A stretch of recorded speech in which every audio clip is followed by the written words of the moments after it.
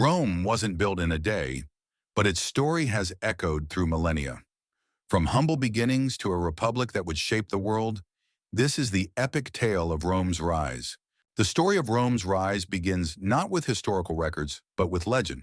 According to Roman mythology, the city was founded in 753 BCE by Romulus, a descendant of the Trojan hero Aeneas.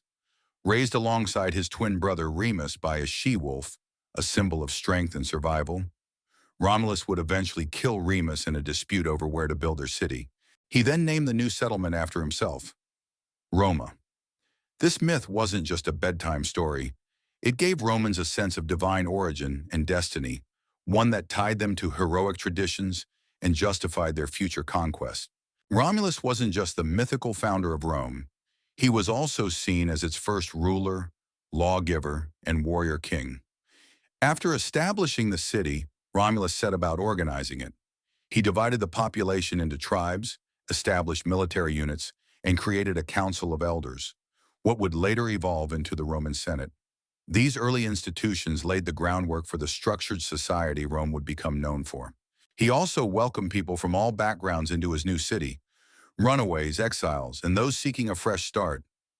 This inclusive policy helped Rome grow rapidly, and it became a melting pot of cultures and talents from the very beginning. That openness would remain a key feature of Roman expansion. The ability to absorb and unify diverse peoples under a shared identity. Romulus ruled until he mysteriously vanished during a violent storm.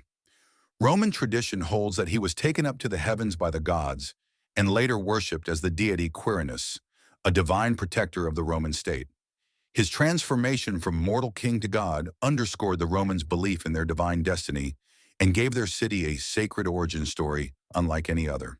While this tale is more symbolic than factual, it reflects Rome's belief in a heroic and divine origin, a narrative that helped shape its cultural identity for centuries. Roman writers, poets, and leaders often reference these myths to legitimize their authority and inspire unity among citizens. Historically, Rome began as a modest settlement on the Palatine Hill, along the banks of the Tiber River. It was well-positioned, inland enough to be protected from pirates, but close enough to the sea for trade.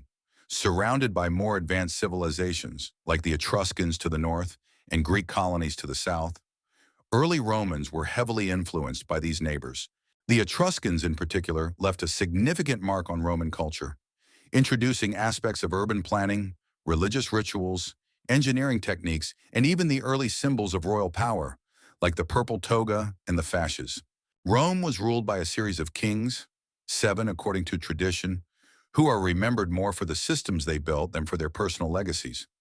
These kings established many foundational Roman institutions, from the organization of tribes and the creation of the first Roman roads to the building of temples and drainage of the Forum. Perhaps most importantly, they laid the groundwork for the Roman Senate, originally an advisory council composed of elders from leading families. But this era of monarchy came to an abrupt end in 509 BCE. The final king, Lucius Tarquinius Superbus, Tarquin the Proud, was ousted after his son committed a heinous crime against a noblewoman named Lucretia. Her tragic story and the subsequent revolt led by Lucius Junius Brutus ignited the Roman people's desire to never be ruled by a king again. Thus, the Roman Republic was born, a government of laws, not of men. With the fall of the monarchy, Rome transitioned into a republic, a radical experiment in shared governance. Instead of one ruler, Rome was now led by 2 annually elected consuls who balanced each other's power.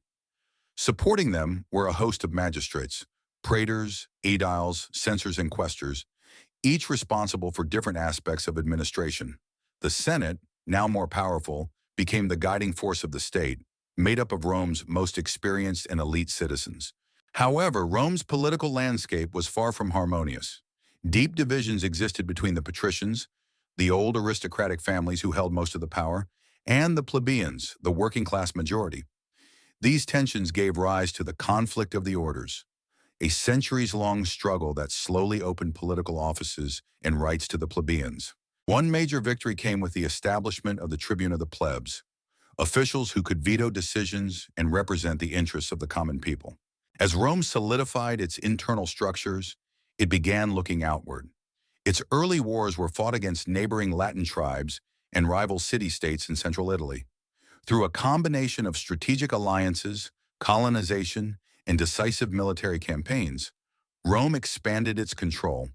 But it wasn't just brute force.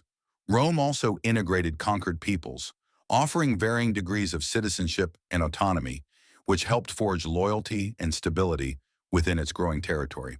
Rome's real test came with the Punic Wars, a series of three brutal conflicts against Carthage, a wealthy and powerful city-state in North Africa. The Second Punic War was especially dramatic. Hannibal, the Carthaginian general, led his army and war elephants across the Alps to attack the Roman heartland. Despite suffering major defeats like the Battle of Cannae, Rome's resilience and resourcefulness prevailed. Under generals like Scipio Africanus, Rome eventually defeated Carthage and became the dominant power in the Western Mediterranean. By the 2nd century BCE, Rome was no longer a regional player. It had become a dominant force stretching from Spain to Greece. Its legions were unmatched, its road networks spanned continents, and its cultural influence began to penetrate the lands it conquered. But this success came at a cost. Massive wealth from plunder and trade flooded into Rome, but most of it went to the elite. Enslaved people replaced free labor, displacing small farmers and increasing poverty in the countryside. The rise of latifundia, vast estates owned by the rich, further deepened the economic divide. In the Senate and among the ruling class, corruption and self-interest began to overshadow public service. Meanwhile, ambitious generals like Marius and Sulla began using personal armies to assert political control, eroding the republic's foundations.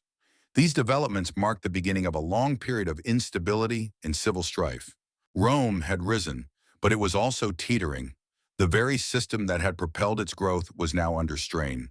Civil wars were looming, and the republic was on the verge of collapse. In our next episode, we'll dive into this turbulent period, the civil wars, the rise of Julius Caesar, and the final unraveling of the Roman Republic. Stay tuned for the Roman Republic, Glory and Collapse. Comment below on other topics which you would like us to discuss. See you next time.